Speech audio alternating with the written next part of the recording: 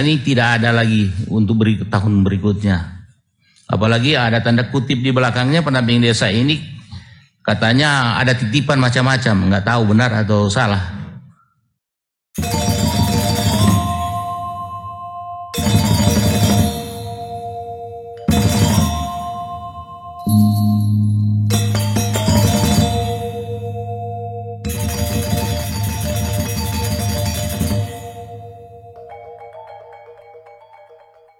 Dalam rapat kerja Menteri Desa PDTT dengan Komisi 5 DPR RI, anggota DPR RI Komisi 5 Jenri Alting Keinjem, SH, MH dari fraksi PDI Perjuangan, meminta Gus Halim selaku Menteri Desa PDTT untuk mengevaluasi bahkan membubarkan pendamping desa.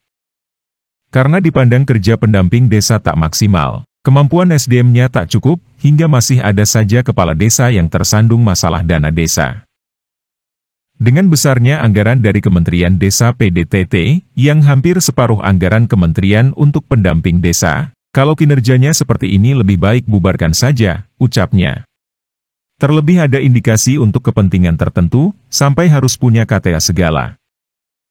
Bubarkan saja, uangnya untuk menambah tunjangan kepala desa dan perangkat desa, yang sudah bekerja 1 kali 24 jam.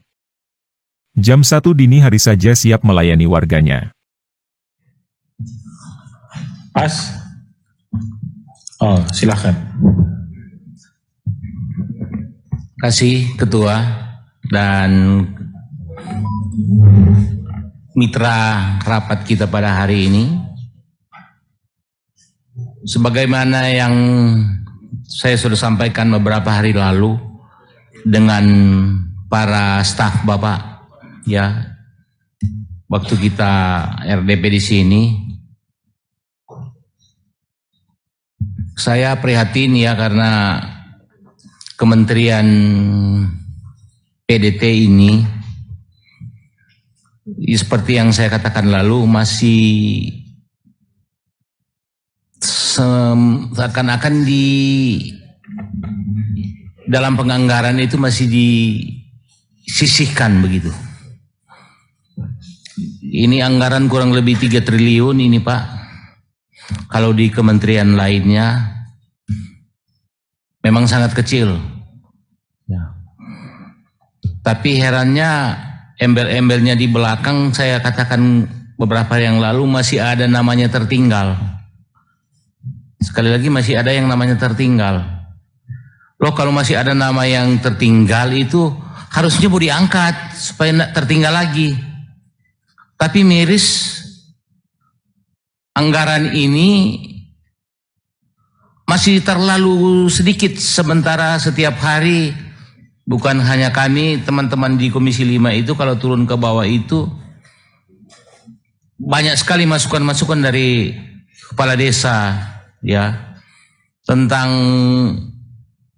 bagaimana mengangkat desa mereka. Syukur, mudah-mudahan komitmen Kementerian PUPR ya lewat yang kami perjuangkan, mudah-mudahan ada hal-hal yang bisa kami bawa ke desa.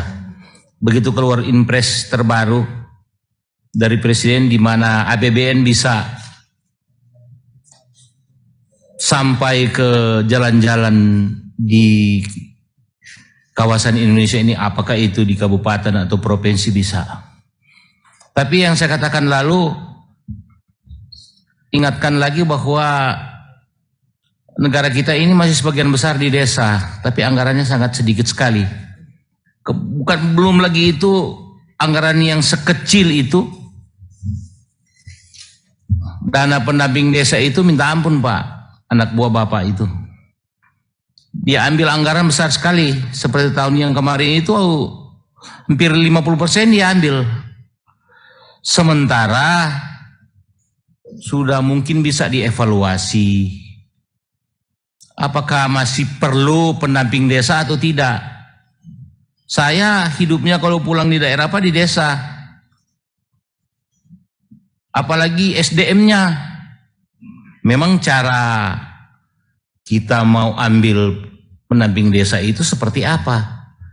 Di desa saya ada kepala desa itu sampai masuk penjara karena mengelola dana desa. Kemudian peran pendamping desa sebenarnya seperti apa? Kok kenapa sampai ada hukum tuh kepala desa itu masuk penjara?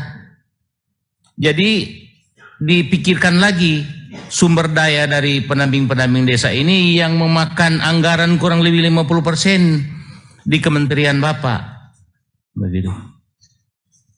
Ya mudah-mudahan para pendamping desa ini ya seperti saya katakan tidak ada kepentingan-kepentingan lain yang disisipi. Sehingga semakin besar tanda tanya ini kepentingannya apa. Karena pendamping di desa, kecamatan, di kabupaten aja koordinasi dengan kita saja anggota Komisi 5 susah. Padahal fungsi pengawasan kita itu harusnya jalan bagi mereka itu. Sehingga teman-teman yang dalam pertemuan beberapa hari yang lalu ada yang mengusulkan kalau begitu kita evaluasi pendamping desa ini tidak ada lagi untuk tahun berikutnya. Apalagi ada tanda kutip di belakangnya pendamping desa ini katanya ada titipan macam-macam, nggak tahu benar atau salah. Ya, ada yang harus punya KTA dan lain sebagainya. Nggak tahu ya Pak Menteri kalau itu benar, itu isu mungkin ya. Ya mudah-mudahan tidak benar. Itu yang pertama saya sampaikan. Kemudian kedua, saya juga sudah sampaikan ini Pak. Ya dengan anggaran sekecil ini, sementara para kepala desa kita itu bekerja 1 kali 24 jam. Kepala desa. Mereka yang berhadapan hari-hari jam menit dengan masyarakat. Jam 3 subuh kalau ada terjadi sesuatu di kampung yang dicari itu kepala desa dan perangkat desanya. Bukan atasan-atasan mereka, apalagi yang di atas jauh. Sehingga mungkin kita Komisi 5 itu bersepakat, kalau kementerian ini masih diperlukan untuk tahun-tahun berikutnya, ya monggo kita kasih anggaran yang baik. Kita kasih tunjangan yang lebih bagus buat para kepala desa dan perangkatnya. Kalau APBN ini untuk bangsa dan negara ini, kenapa kita sulit mau mengangkat? Karena saya katakan kerja mereka itu 1 kali 24 jam berhadapan langsung dengan masyarakat. Ini mungkin yang saya akan kita perjuangkan. Kemudian masalah dana desa Pak. Sekarang masih polemik. Dana desanya itu yang 11%. Ya. Katanya karena saya belum lama balik dari daerah, ada pertemuan para kadis itu mempersoalkan itu karena seperti untuk duka itu. Bisa ambil dari 11% itu. Tapi seperti apa mereka mau bagi itu? Apakah karena jumlah orang yang mau mati di satu desa itu mereka nggak tahu, sehingga mau dikasih ini anggaran berikutnya sudah tidak ada, terjadi masalah di desa karena menurut mereka juklak itu nggak cun sama aturannya, juklak tentang 11% itu. Sehingga saya minta ke depan kita masukkan anggaran tambahan tunjangan untuk kepala desa dan perangkat desa. Apalagi kalau nantinya pendamping desa nggak ada lagi, kita kasih aja ke mereka, ke kepala desa dan perangkat desa. Sekarang kan juga Pak, penyebaran virus corona itu kan sudah tidak sekuat tahun-tahun sebelumnya. Dana desa yang dialokasikan ke situ cukup besar. Apakah itu lewat bantuan dan sebagainya. Kira-kira sudah ada perencanaan yang baik dari Kementerian Bapak untuk itu mau alokasikan ke lain. Apalagi kalau kita kumpul-kumpul, dana desa yang dikelola oleh kepala desa itu cuma berapa persen. Sedikit sekali karena sudah ada alokasi ke lain-lain. Kemudian para kepala desa ini mau kerja apa dia dengan anggaran yang sekecil itu. Sehingga memang kita butuh care, butuh perhatian untuk para kepala desa dan perangkatnya.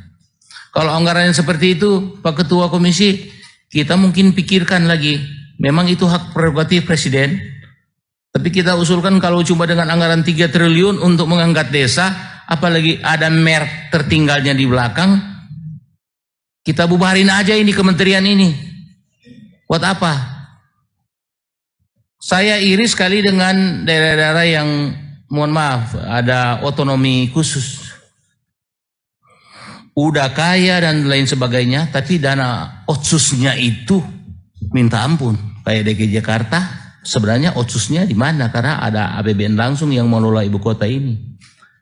Ya, triliun anggaran yang dialokasikan ke dana otonomi khusus. Tapi kita putar saja ini kementerian ini menjadi desa khusus supaya bisa dapat perhatian dari pemerintah. Jangan lagi pakai nama tertinggal, malu kita. Sudah 70 tahun lebih kita merdeka, tapi masih ada tertinggalnya. Dari presiden ke presiden masih ada mereknya ini. Mungkin kita bikin saja kementerian desa khusus, kementerian desa dan bla bla bla itu khusus di belakang supaya dapat penganggaran yang lebih besar. Ya, Pak Soekarno kan pernah bilang, untuk membangun satu negara yang besar seperti Indonesia itu, kita harus membangunnya dari bawah, dari desa. Apalagi dulu kita masih terkenal dengan Indonesianya itu 80% lebih masyarakat kita masih tinggal di desa. Bisa dipersingkat? Ya. Kira-kira itu jadi perhatian kita untuk anggaran desa berikutnya. Oke, makasih Ketua, makasih Pak Menteri dan jajarannya. Terima kasih Pak Jendri.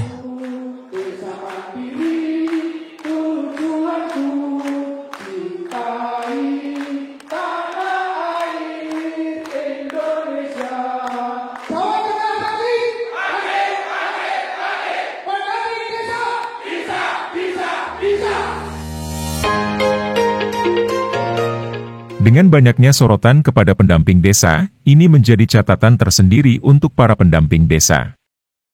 Agar senantiasa meningkatkan kemampuan dalam pendampingan di desa.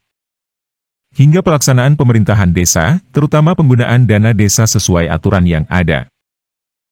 Tak ada lagi kepala desa atau pengelola dana desa yang terjerat masalah dana desa karena kurangnya pengawasan pendamping desa.